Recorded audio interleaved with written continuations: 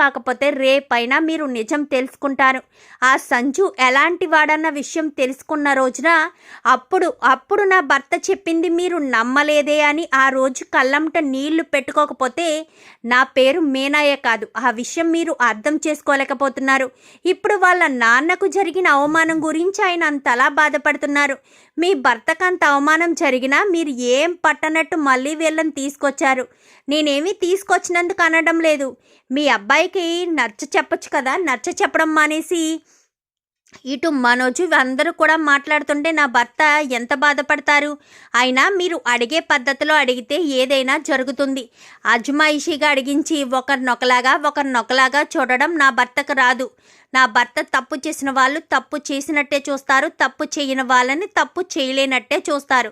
అది అర్థం చేసుకోకుండా నోటుకొచ్చినట్టల్లా మాట్లాడొద్దు అత్తయ్య అని చెప్పారు. కానీ ఎంత ధైర్యమే నీకు, నన్నే ఎదిరించి మాట్లాడతావా అని చెప్పి ఇంకా ప్రభావతి కాస్త మీనా మీదకి వచ్చేసరికి, ఏంటి నా భార్య మీదకి వస్తున్నావు, నీకు ఇంకొక డబ్బున్న కోడలు వచ్చింది కాబట్టి ఈవిడ గారేమో మలేషియాలో అంటూ మా నాన్న మలేషియాలో ఉన్నాడు అంటూ గొప్పలు పోతూ ఉంటుంది. ఆడక్కడ ఉన్నాడో లేదో తెలియదు కానీ నువ్వేమో ఈవిడ గారిని తీసుకొచ్చి ఇల్లు కోటీశ్వర్లే అని చెప్తున్నావు. వాళ్ళు కోటీశ్వర్లే వీళ్ళు కోటీశ్వర్లే, ఎటొచ్చి మేమే బికార్ వాళ్ళ కనిపిస్తున్నాం కదా, అందుకే మమ్మల్ని మాత్రం ఎప్పుడూ దూరంగానే పెడుతున్నావు. మాకు తెలియదు అనుకుంటున్నావా, నీ మనసులో ఎలాంటి బుద్ధి ఉందో అనగాని నోరు మూసేరా బాలు, నేనేం తప్పుగా ఎవరిని చూడడం లేదు. నాకు 3 కొడుకులు 3 కోడళ్ళు ఒకటే. మీనా అయితే అందరికీ వండి పెడుతుంది, అందరినీ బాగా చూసుకుంటుంది, వంటలవి బాగా చేస్తుందని ప్రతి పని మీనా చేతుల మీద వెళ్ళాలని చెప్తానే తప్ప మీనా ఒక్కదాన్ని కష్టపెట్టాలని నేను ఎప్పుడూ మీనాకి పనులు చెప్పను. అది నువ్వు అర్థం చేసుకోకుండా మీనా మాత్రమే పనులు చేస్తుందని నువ్వు అనుకుంటున్నావు. ఇంకా చాలరా, నువ్వు ఇంట్లో ఉండడానికి వీల్లేదు. ఇప్పుడే ఈ క్షణమే నువ్వు నా ఇంట్లోంచి వెళ్ళిపో. నువ్వు ఇంట్లో ఉన్నన్ని రోజులు ఎవరూ ప్రశాంతంగా మనశ్శాంతిగా ఉండలేరు. నీతో పాటు ఎవరూ సంతోషంగా ఉండనివ్వవు. ఎందుకంటే నువ్వు ఉన్న చోట దరిద్రం ఉంటుంది కాబట్టి.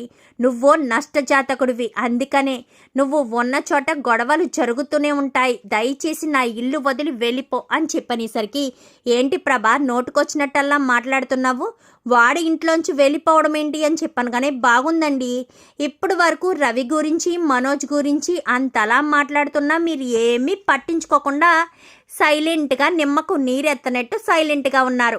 ఇప్పుడు బాలుగాడిని ఏదో నేను ఇంట్లోంచి వెళ్ళిపోమనగానే నా మీద గొడవకొచ్చేస్తున్నారు అంటూ మాట్లాడేసరికి, అవును మరి వాడన్న దాంట్లో తప్పేముంది, నీకు నీ భర్త ఎంత అవమానం పొందినా కానీ నువ్వు పట్టించుకోవు.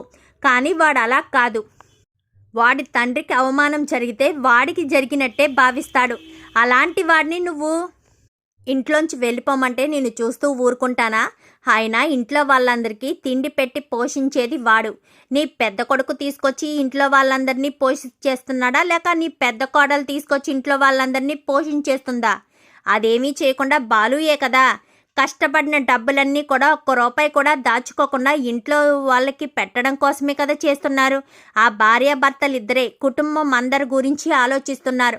మీనా అందరికీ కడుపు నిండుగా వండి పెడుతుంది. నీ కోడలు ఏం చేస్తుంది, ఏబీసీ జ్యూసులంటూ తన కడుపు మాత్రమే నింపుకుంటుంది. అలా అందరూ స్వార్థంగా ఉండరు కదా. మీనా అయితే అందరి కడుపులు కూడా నింపుతుంది. అందరికీ ఏం కావాలో అన్నీ కూడా వండి పెట్టి అంతా చేస్తుంటే వాళ్ళని ఇంట్లోంచి వెళ్ళిపోమంటావా అని చెప్పాను. కానీ అవునండి, వాళ్ళు ఇంట్లో ఉండడానికి వీల్లేదు, తక్షణమే వాళ్ళని ఇంట్లోంచి వెళ్ళిపోమనండి అంటూ ఇంకా మీనా మీద చెయ్యి ఎత్తేసరికి సత్యం కాస్త ప్రభావతి చెంప చెల్లుమనిపిస్తాడు. చెయ్యి దించు, మీనా మీద చెయ్యి ఎత్తుతావా? మీనా ఈ ఇంట్లో ఉండే హక్కు అధికారం మీనాకి ఉంది. ఎవ్వరికి ఎక్కువ అధికారాలు లేవు, తక్కువ అధికారాలు లేవు. అయినా ఈ ఇల్లు మీ నాన్న నీకు రాసివ్వలేదు, నీకు నాకు మాత్రమే రాసిచ్చాడు. ఈ ఇంట్లో నీకెంత హక్కు అధికారం ఉందో నాకు అంతే హక్కు అధికారం ఉంది. నీకు నాకు సమాన భాగాలున్నాయి. నీ వాటాకి నీ కొడుకులిద్దరినీ ఇంట్లో ఉండమని చెప్తున్నావేమో, నా హక్కు అధికారానికి నా కొడుకుని ఇంట్లో ఉండమని చెప్తున్నాను. ఆయన నా కొడుకు ఇంట్లో ఉంటేనే మీ అందరికీ 4 వేలు నోట్లోకి వెళ్తాయి. నా కోడలు ఈ ఇంట్లో ఉంటేనే అందరు కడుపులు నిండుతాయి. అది నువ్వు అర్థం చేసుకోకుండా నా కొడుకు కోడల్ని ఇంట్లోంచి వెళ్ళిపోమంటావా? రవి శృతిలు ఇంట్లో ఉంచడం కోసం బాలుని మీనాని ఇంట్లోంచి వెళ్ళిపోమని చెప్పడానికి నీకెంత ధైర్యమే? నిన్ను ఇంట్లోంచి బయటికి గెంటేస్తే ఎవరు చూస్తారో కూడా నీకు దిక్కు దివానం ఉండదు. అలాంటిది నా కొడుకు కోడల్ని ఇంట్లోంచి వెళ్ళిపోమంటావా? వాళ్ళు ఇంట్లోంచి వెళ్ళిపోయినా సంతోషంగా గడుపుతారు. ఎందుకంటే నీతో ప్రతిసారి మాటలు పడవలసిన అవసరం లేదు. వాళ్ళిద్దరికీ చక్కగా వండుకొని చక్కగా తింటారు. తెచ్చుకున్న డబ్బులు కూడా ఇంట్లో వీళ్ళిద్దరికి మాత్రమే ఖర్చు పెట్టుకొని మిగిలిన డబ్బులు దాచుకుంటారు. ఈ ఇంట్లో అధిక ఖర్చులు ఏమీ ఉండవు కదా ఆ ఇంట్లోని అంటూ ఇంకా సత్యం అనేసరికి, ఏంటి వాళ్ళ ఇంట్లోంచి వెళ్ళరా ఏంటి అని చెప్పాను కానీ వెళ్ళరు అని చెప్పాను కానీ, లేదు నాన్న, ఇంత జరిగాక కూడా మేము ఇంట్లో ఉండడం అంత మంచిది కాదు. మేము ఇంట్లో ఉండడం వల్ల చాలా భారం అయిపోతున్నాము. లేదు నాన్న, మేము ఇంట్లోంచి వెళ్ళిపోతాము అని చెప్పాను కానీ, అది కాదండి, మనం ఇంట్లోంచి వెళ్ళిపోతే మామయ్య గారికి టైంకు టైం భోజనం ఎవరు పెడతారు? మామయ్య గారికి ట్యాబ్లెట్స్ ఎవరిస్తారు? పట్టించుకునే వాళ్ళు ఉండాలి కదా. నేనైతే ఇంటి పట్టునే ఉంటాను కాబట్టి మామయ్య గారికి కడుపు నిండా భోజనం పెట్టి సమయానికి ట్యాబ్లెట్స్ ఇస్తాను. వెళ్ళొద్దండి, కుటుంబం అన్న తర్వాత చిన్న చిన్న గొడవలు కామన్ కదా. అన్నది ఎవరు? మీ అమ్మే కదా, వదిలేసేయండి అనగానే, చిచ్చి, ఎన్ని మాటలంటున్నా సిగ్గు లేకుండా ఇక్కడే ఉండాలని అనుకుంటున్నావా?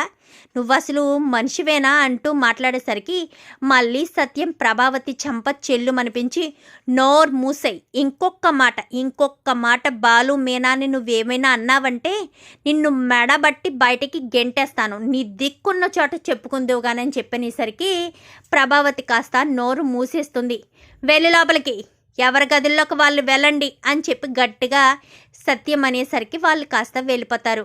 ఏంట్రా బాలు, ఎందుకంత ఆవేశం అనగానే, నీ గురించే నాన్న, నీకంత అవమానం జరిగాక కూడా వాడిని తీసుకొచ్చి ఇంట్లో పెట్టారు కదా, అదే బాధ నేను తట్టుకోలేకపోతున్నాను అనగాని, వదిలేసేరా బాలు, వాడు నీ తమ్ముడే కదా, నా కడుపును పుట్టినవాడే కదా, వాడు మాత్రం ఎక్కడికి వెళ్ళిపోతాడు చెప్పు? వాడు చేసింది తప్పే.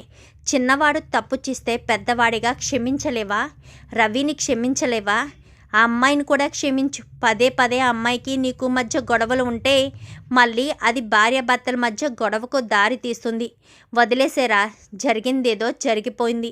జరగాల్సిన దాని గురించి చూడాలే తప్ప దాన్నే పట్టుకుని వేలాడుతూ ఉంటే మనం ముందుకి సాగలేము అని చెప్పి సత్యం కాస్త బాలుకి నచ్చ చెప్తాడు. చెప్పేసరికి, పదండి భోజనం చేసి పడుకుందిరుగానగానే, నాకేం వద్దు మీనా అంటూ బాలు కాస్త టెర్రస్ మీదకి వెళ్ళిపోతాడు.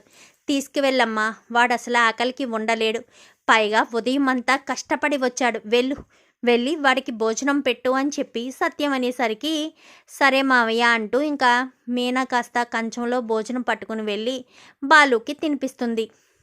మొత్తానికైతే బాలు మీనాని ఇంట్లోంచి వెళ్ళిపోమన్నా సత్యం భయపెట్టి బెదిరించి కాస్త బాలు మీనాన్ని ఇంట్లోనే ఉంచి ప్రభావతికి దిమ్మ తిరిగే షాకేస్తాడు.